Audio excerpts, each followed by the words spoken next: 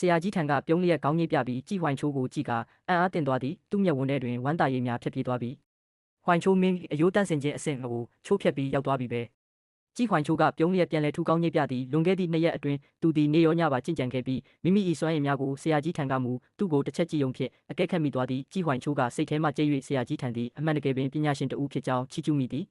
ဆရာကြီးထံသည်ရှေ့မှဦးဆောင်၍မောင်နှမ2ဦးကိုစာသင်ဆောင်စီသို့ခေါ်ဆောင်လာရင်ဆေးရည်တပလင်းတောက်ယုံနဲ့တွင်အယိုးတန့်စင်ခြင်းအဆင့်အားကိုတိုက်ရိုက်ချိုးဖြတ်ဖို့ရောက်နေပြီးဝိုင်ချိုးမင်းရဲ့ပါရမီကငါထင်ထားတာထက်တောင်ပိုပြီးထူးချွန်ပါသေးတယ်။ကျောင်းဝင်းတွင်ရှိရှုခင်းများကိုကြည့်ရှုနေသောကြည်ဝိုင်ချိုးသည်ထိုစကားကိုကြားသောအခါအနှဲငယ်စိတ်မသက်မသာဖြစ်သွားသည်။အဘယ်ကြောင့်ဆိုသောထိုဆေးရည်မှာသူ၏ရင်ခွင်ထဲတွင်ရှိနေစေဖြစ်သောကြောင့်ပင်ဆရာကြီးထံသည်ကြည်ဝိုင်ချိုးမောင်နှမကိုစာသင်ဆောင်၏အပေါ်ဆုံးထပ်သို့ခေါ်ဆောင်လာပြီးအတန်းတစ်ခု၏ရှေ့တွင်ရက်လိုက်သည့်ခင်းမှာတတိယနှစ်အတန်းတစ်ဖြစ်သည်။ဒီနေရာကတတိယနှစ်အတန်းတစ်ပဲချင်းရှမ်းအထက်တန်းကျောင်း Kingston High School ရဲ့အတော်ဆုံးကျောင်းဆင်းအတန်းပေါ်ဝိုင်ချိုးမင်းနောက်ဆိုရင်ဒီအတန်းမှာတက်ရမယ်အခုငါမင်းကိုတငယ်ချင်းအစ်စ်တွေနဲ့မိတ်ဆက်ပေးမယ်ဆရာကြီးစကားပြောပြီးသည့်နှင့်စာသင်ခန်းတကားပွင့်သွားသည်အတန်းထဲရှိကျောင်းသား3 ဆက်ခန့်ကလှမ်းကြည့်ကြရာဆရာကြီးဘေးတွင်မောင်နှမ2ဦးရက်နေသည်ကိုတွေ့ရသည်အတန်းပိုင်ဆရာမုံလင်းကျိုးမင်းလင်းကျိုးကကြည်ဝိုင်ချိုးကိုပြုံး၍ရှေ့ထွက်လာပြီးကိုမိတ်ဆက်လိုက်ပါဦးကြည်ဝိုင်ချိုးကခေါင်းညိတ်ကစင်ပေါ်သို့တက်လာပြီးမင်္ဂလာပါတငယ်ချင်းတို့ကျွန်တော်နာမည်ကြည်ဝိုင်ချိုးပါဝါသနာကတော့ပြဆက်ကရတာနဲ့လှမ်းတက်လေ့ကျင့်ရတာကိုသဘောကျပါတယ်ရှေ့ဆက်မဲ့အချိန်တွေမှာအားလုံးနဲ့အဆင်ပြေဖြတ်တန်းသွားနိုင်ဖို့မျှော်လင့်ပါတယ်အတန်းထဲတွင်ခေတ္တများတိတ်ဆိတ်သွားပြီးနောက်ကျောင်းသားများလည်းတတိဝင်လာကတောင်းဖျားလက်ခုပ်တီး၍ကြိုဆိုကြသည်ဆရာမုံကလက်ဟန်ပြ၍စူညံတန်များကိုငြိမ်သက်စေပြီးနောက်ကြည်ဝိုင်ချိုးကိုတတိယနှစ်အတန်းကနေလှိုက်လိုက်လဲကြိုဆိုပါတယ်ငါကတော့အတန်းပိုင်ဆရာမုံလင်းကျိုးပါမင်းဟိုဘက်ပြတင်းပေါက်နာကလွတ်နေတဲ့နေရာမှာသွားထိုင်လိုက်ပါထို့နောက်ဆရာကြီးထံကဆရာမုံကိုပြုံး၍နှုတ်ဆက်ကဆရာမုံဝိုင်ချိုးကိုစောင့်ရှောက်ပေးဖို့အပ်ပါရစေဦးနောက်ပိုင်းဘာကိစ္စပဲရှိငါကိုအချိန်မရွေးဆက်သွယ်ပါဟုပြောကြကလှည့်ထွက်သွားခဲ့သည်မုံလင်ကျိုးကအလင်းအမြန်ပင်ပြန်ထူးလိုက်ပြီးစိတ်ထဲကနေတိတ်တဆိတ်အံ့အားသင့်နေမိသည်ကျောင်းအကြီးထံကတတန်းလုံးရှိမှဒီလိုစကားမျိုးပြောသွားတာကိုကြည့်ရင်ကြည်ဝိုင်ချိုးအပေါ်ဘလောက်လေးထားလဲဆိုတာသူထင်ထားတာထက်ပိုပြီးတော့တောင်နှဆိုင်နေသေးသည်ထို့နောက်သူကစိတ်ကိုပြန်ဆူဆီးပြီးစင်မြင့်ပေါ်သို့ပြန်တက်လာခဲ့သည်ကဲကျောင်းသားတို့ရေတို့တွေသင်ခန်းစာဆက်တင်ကြရအောင်မွန်လွယ်ပိုင်းတိုင်းပညာသင်ခန်းစာကိုလည်းမုံလင်ကျိုးကပဲတင်ကြားပြသပေးသည်တိုင်းလေ့ကျင့်ရေးကွင်းထဲတွင်ကျောင်းသားများသည်ကြောက်တုံးများကိုမချီထားသည့်ပုံစံအတိုင်းထိန်းထားကြသည်လူတိုင်း၏ခြေထောက်အောက်တွင်ချွေးကွက်လေးများဖြစ်ပေါ်နေပြီးကြောက်ပြားကျန်းပြင်ပေါ်တွင်အယောင်ရင်းရင်အမတ်သားများအဖြစ်ပြန့်နှံ့နေသည်ငါကတော့အသက်ရှူတန်ကပုံမှန်အတိုင်းအေးအေးဆေးဆေးရှိနေပြီးသပင်များမှာ6တွေ့ကအဝတ်စားများမှာလည်းတက်ရက်ရှိနေသေးပဲဒီကြည်ဝိုင်ချိုးကတော့တကယ်ကိုတည်ငြိမ်လွန်းလာတယ်ငါတို့အတန်းထဲမှာအတန်ဆုံးဖြစ်တဲ့ချူအောင်နဲ့ပေဝေအားတို့တောင်သူလောက်မတည်ငြိမ်နိုင်ကြဘူးငါရဲ့ဘေးတစ်ဖက်တစ်ချက်စီမှာရှိတဲ့ကောင်လေးတစ်ယောက်နဲ့ကောင်မလေးတစ်ယောက်ရဲ့စွမ်းဆောင်ရည်ဟာတခြားကျောင်းသားတွေထက်အများကြီးသာလွန်နေပေမဲ့သူတို့ရဲ့မျက်နှာတွေကတော့နေရဲနေပြီးအသက်ရှူတန်တွေလည်းကမောက်ကမဖြစ်နေပြီဖြစ်သည်နောက်ထပ်တနားကြီးကုံဆုံးသွားတဲ့အခါမှာတော့ကျောင်းသားအများစုဟာသူတို့ရဲ့ကန့်သက်ချက်ကိုရောက်လူနေပါဖြစ်နေကြပြီကွင်းထဲမှာဒီပုံစံအတိုင်းဆက်ပြီးထိန်းထားနိုင်တာဆိုလို့ကြည်ဝိုင်ချိုးပေဝေအားနဲ့ချူအောင်တို့ပဲရှိတော့သည်ဒါပေမဲ့နောက်က2ယောက်ကတော့ရိုင်းနေဖြစ်နေပြီကျောင်းသားများသည်တယောက်ပြီးတယောက်ကျမ်းပြင်ပေါ်သို့ပြစ်လဲထိုင်ချလိုက်ကြပြီးခေါင်းငုံကအသက်ကိုပြင်းပြင်းရှူနေကြတော့ပေဝေအားနဲ့ချူအောင်တို့လည်းအပြစ်မှလွန်ငင်းခွင့်ရလိုက်တယ်လို့မျိုးကြောက်တုံးကြီးတွေကိုအားဆိုင်ပြီးချလိုက်ကြသည်အံ့ဩမင်တက်နေတဲ့အကြည့်တွေအားလုံးဟာမျက်နှာလည်းမနီးအသက်လည်းမဟပ်ပဲရှိနေတဲ့အဲ့ဒီလူငယ်လေးစီကိုပဲစုပြုံရောက်ရှိသွားကြသည်သူ့ရဲ့အယိုးစစ်တွေကဘလောက်တောင်တမာလိုက်တယ်လဲသူမောရမှန်းမသိဘူးလားမသိဘူးမုတ်လင်ကျိုးလဲထို့အတူပဲမျက်နှာတွင်အံ့အားတရိပ်များထင်ဟပ်နေသည်သူဟာကြည်ဝိုင်ချိုးကတမာလိုက်မယ်လို့တွေးခဲ့ပေမဲ့ဒီလူငယ်လေးဟာချင်းရှမ်းထူးချွန်တန်းကကျောင်းသားတွေကိုတောင်ဒီလောက်ဖြတ်ကျော်သွားနိုင်လိမ့်မယ်လို့မထင်ထားဘူးဒါကြောင့်မို့လို့ကျောင်းအုပ်ကြီးထံကသူ့ကိုဒီလောက်တောင်အလေးထားနေရတာကိုမုတ်လင်ကျိုးကဆက်ပြီးပြောလိုက်သည်ကြည်ဝိုင်ချိုးမင်းငါးနောက်ကိုခဏလိုက်ခဲ့အောင်ကျန်တဲ့လူတွေဆက်ပြီးလေ့ကျင့်ရေးပစ္စည်းတွေကိုမပျက်စီးစေနဲ့အောင်ငါကတော့မုတ်လင်ကျိုးရဲ့နောက်ကနေတစ်ပင်ရိပ်တွေအောက်ကလမ်းအတိုင်းလိုက်လာခဲ့သည်ငါမင်းကိုခေါ်တာတခြားကိစ္စမဟုတ်ပါဘူးအထက်တန်းကျောင်းသားတိုင်းကျောင်းဝင်ပြီးတာနဲ့စာကြည့်တိုက်ထဲကနေမိမိနဲ့ကိုက်ညီမဲ့တိုင်းပညာရဲ့တစ်ခုကိုရွေးချယ်ခွင့်ရှိကြတယ်ဒီနေ့ငါမင်းကိုအဲ့ဒီကိုခေါ်သွားပေးမလို့ငါရဲ့မျက်လုံးတွေကတောက်ပသွားခဲ့သည်တိုင်းစွမ်းရည်ဆိုတာကကျင့်စဉ်နဲ့မတူပါဘူးတိုင်းစွမ်းရည်ဆိုတာကတော့လက်သီးလက်ဝါးတုတ်လန့်ဓာတ်စတာတွေကိုကျွမ်းကျင်လိမ္မာစွာအသုံးချရတဲ့နည်းစနစ်တွေဖြစ်သည်ကျင့်ကြံမှုအဆင့်တန်းတူညီနေရင်တောင်မှတိုင်းစွမ်းရည်ကအစာပေါင်းများစွာပိုပြီးပြင်းထန်သွားနိုင်သည်ရှေးဆန်ပြီးခန့်ညားထဲဝါလာတဲ့စာအုပ်စင်တန်းတွေဟာတစုံကြည့်လို့တော့မမြင်ရပါဘူးကျွန်တော်နံဝူမျိုးမှာတော့ကလည်းစာကြည့်တိုက်ကိုခဏသွားခဲ့ပူပါတယ်ဒါပေမဲ့အခုမျက်စိရှိကစာကြည့်တိုက်နဲ့ရှင်ရင်တော့အဆင့်တန်းချင်းအများကြီးကွာခြားလွန်းလာပါတယ်မုတ်လင်ကျိုးကရင်ဘက်ကိုမတ်ထားပြီးဂုံယူဝင်ကြွားစွာနဲ့ပြောလိုက်တယ်ပတ်ဝန်းကျင်ကတခြားမျိုးတွေနဲ့ရှင်ရင်တောင်မှအတော်လေးကိုနာမည်ကြီးတာသူကစကားကိုခက်တရက်လိုက်ပြီးမျက်နှာမှာစိတ်ပြအားငယ်ရိပ်အနှဲငယ်တန်းသွားတယ်ကျောင်းကြီးဖြစ်ရမယ်ဆိုတဲ့ဂုံပုတ်ကိုမထိမ့်သိမ့်နိုင်ရင်ဒီစာအုပ်စုဆောင်မှုတွေကိုတခြားကျောင်းတွေစီလွှဲပြောင်းပေးရလိမ့်မယ်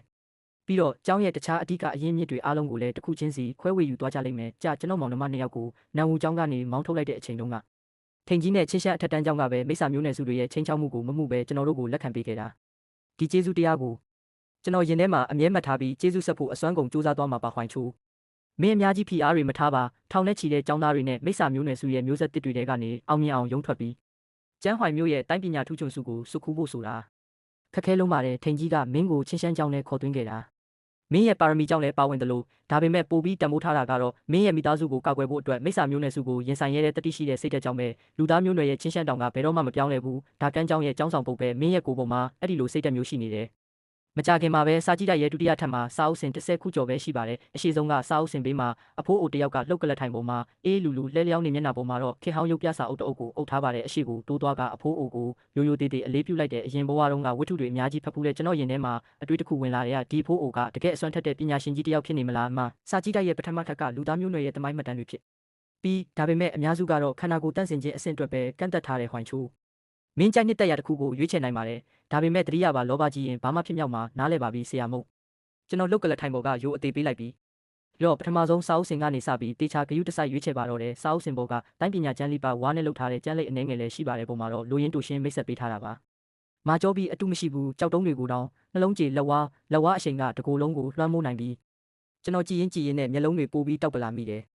ဒီတိုင်းပညာရက်တွေဟာခန္ဓာကိုယ်တန့်စင်ခြင်းအဆင့်မှာထိတ်တန့်အဆင့်တွေကြီးပါပဲရွေးချယ်ရတာမျက်စိပန်းမိတ်တောင်ဖြစ်ရပါတယ်တနာကြီးကြော်ကြာသွားတဲ့နောက်မှာတော့ကျွန်တော်လက်ထဲမှာဝါကျန်းလိပ်နှစ်လိပ်ရောက်ရှိနေပြီဖြစ်ပါတယ်လန်ရိတ်ကလေထုကိုဆွဲဖြဲပစ်နိုင်ပြီးဘယ်ရာကမှတားဆီးလို့မရဘူးတစ်ချက်တည်းနဲ့လေပြင်းမုန်တိုင်းကိုတောင်ဖျက်ပစ်နိုင်စွမ်းရှိတယ်ကျွန်တော်ရဲ့အကြည့်တွေကဒီလန်တိုင်းကျန်းနှစ်လိပ်ကြားမှာတင်ဟိုဘက်ဒီဘက်ရွေ့ရနေပြီးဒီလန်တိုင်းနှစ်ခုစလုံးကအရှိန်နှုန်းကိုအဓိကထားတဲ့လမ်းစဉ်တွေပဲမီးတောက်လန်ရှစ်ချက်ကတော့တကွက်ချင်းစီတိုင်းကရက်ဆက်ပြတ်သားပြီးတောမီပမာအရှိန်ဟုန်နဲ့ပြန့်နှံ့သွားစေတယ်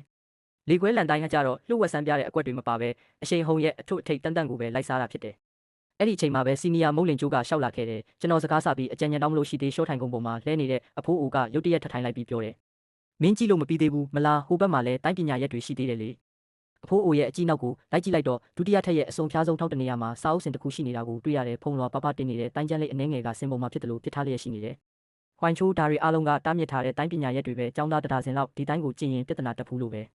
ကျွန်တော်လည်းစိတ်ဝင်စားသွားတာနဲ့အနားကိုရှောက်သွားပြီးစာအုပ်စင်ပေါ်ကနေဝါတိုင်းကျန်းတလိပ်ကိုယူကြည့်လိုက်တယ်ကွက်တိုင်းကပုံမှန်မဟုတ်တဲ့လမ်းစဉ်ကိုတုံးထားပြီးခန္ဓာကိုယ်ရဲ့အတွင်းအောင်စွမ်းအားတွေကိုကုန်ခန်းစေမဲ့နီးလန်းတဲ့အချိန်တို့အတွင်းတိုက်ခိုက်ရေးစွမ်းရည်ကိုအစမတန်ပောက်ကွဲထွက်စေတာဖြစ်တယ်။ဒါကြောင့်လည်းဒီထောင်ကျင်းလေးထဲမှာအပဲခံရပြီးဖုန်တက်နေတာမဆန်းပါဘူး။ကျွန်တော်လက်ထွက်တော့မဲ့အချိန်မှာပဲအကြည့်ကစာအုပ်စင်ရဲ့အနက်ဆိုင်ဆုံးနေရာစီရုတ်တရက်ကြောက်ရောက်သွားတယ်။အဲ့ဒီမှာနောက်ဆုံးကျန်းလိပ်တလိပ်ကျန်နေသေးတာပဲကျွန်တော်လက်လန်းပြီးနှိုက်ယူလိုက်တယ်။ကိုင်လိုက်တာနဲ့အေးစိတ်နဲ့ခံစားချက်ကိုပေးစွမ်းပြီးအလေးချိန်ကလည်းပုံမှန်ထက်ထူးထူးခြားခြားလေးလန်နေတယ်။ဒါကကြောက်စိမ့်သားနဲ့လှုပ်ထားတဲ့ကျန်းလိပ်ပဲ။ကျွန်တော်လည်းကျန်းလိပ်ကိုဖြည်းဖြည်းချင်းဖြတ်လိုက်တယ်စမ်းရော်လန်တိုင်းကျန်းလန်အိမ်ကနေငရဲပုံရဲ့တေချင်းတရားအငွေသက်တွေကိုဆွဲထုတ်ရမယ်တန်မဏိလိုကြန့်ခိုင်တဲ့ခန္ဓာကိုယ်ရှိဖို့လိုပြီးဒီတေချင်းအငွေသက်တွေကိုမကြောက်မရွံ့ရင်ဆိုင်နိုင်သူမှသာကျင့်ကြံနိုင်မည်ဒီလန်တိုင်းမှာအဆင့်နှစ်ဆင့်ရှိပါတယ်တခါအဆင့်ငယ်ငရဲပုံရဲ့တေချင်းတရားအငွေသက်တွေကိုနှိုးဆွပြီးလှန်ရိုးတစ်လျှောက်မှာရစ်ပတ်စီးဆင်းစေခြင်းလှန်ချက်တွေကဆန်လော့ဆန်းကိုရဲ့အရှိန်ဝါကိုတည်ဆောင်လာပြီးသူ့ရဲ့စွမ်းအားကအဆင့်တူတိုင်းပညာရက်တွေထက်အစပေါင်းများစွာတာလွန်တယ်ပြီးပြည့်စုံတဲ့အဆင့်ရောက်တဲ့အခါဆန်လော့ရဲ့တက်ဖြတ်လိုတဲ့အငွေသက်တွေနဲ့လှန်တိုင်းပညာဟာတသားတည်းဖြစ်သွားလိမ့်မယ်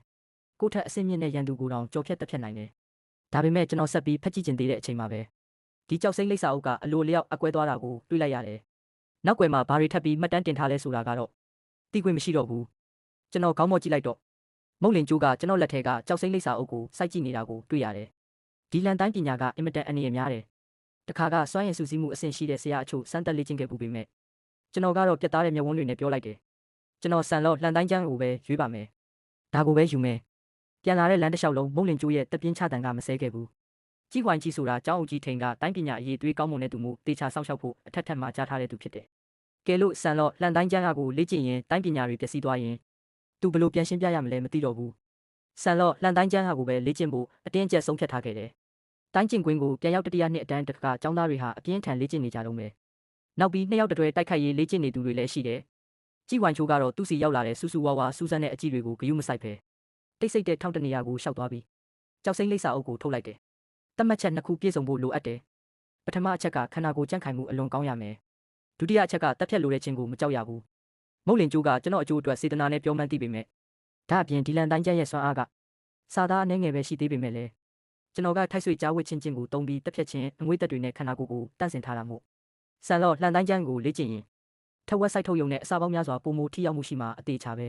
ငါကတစ်တော်လန်တိုင်းကျန်းရဲ့ပထမဆုံးကျမ်းပိုက်ကိုပဲကြည့်ပြီးရွတ်ဆိုခဲ့တာအတွင်းအားတွေးလေလဲပတ်မှုကိုအကျော်နှင်းငယ်လောက်ပဲစီးဆင်းစေခဲ့ရုံရှိသေးတယ်ချက်ချင်းပဲတက်ဖြတ်ခြင်းအရှိန်ဝါရဲ့တံပြန်တန်ခတ်မှုကိုခံလိုက်ရပြီးအိမ်မှာ2 လလောက်လဲနေခဲ့ရတဲ့အကြောင်းသားတွေရဲ့စူညံအောင်ဟစ်တန်တွေဟာတခဏအတွင်းမှာပဲတိတ်ဆိတ်သွားခဲ့တဲ့သူတို့ဟာဆိုတာတတိယနှစ်အခန်းရဲ့ထူးချွန်ထက်မြက်တဲ့သူတယောက်ပါသူတောင်မှတစ်တော်လန်တိုင်းကိုလေ့ကျင့်တဲ့အခါပထမဆုံးကျမ်းပိုက်တင်ပဲတံပြန်တန်ခတ်မှုခံရပြီးပြင်းထန်တဲ့ဒဏ်ရာရခဲ့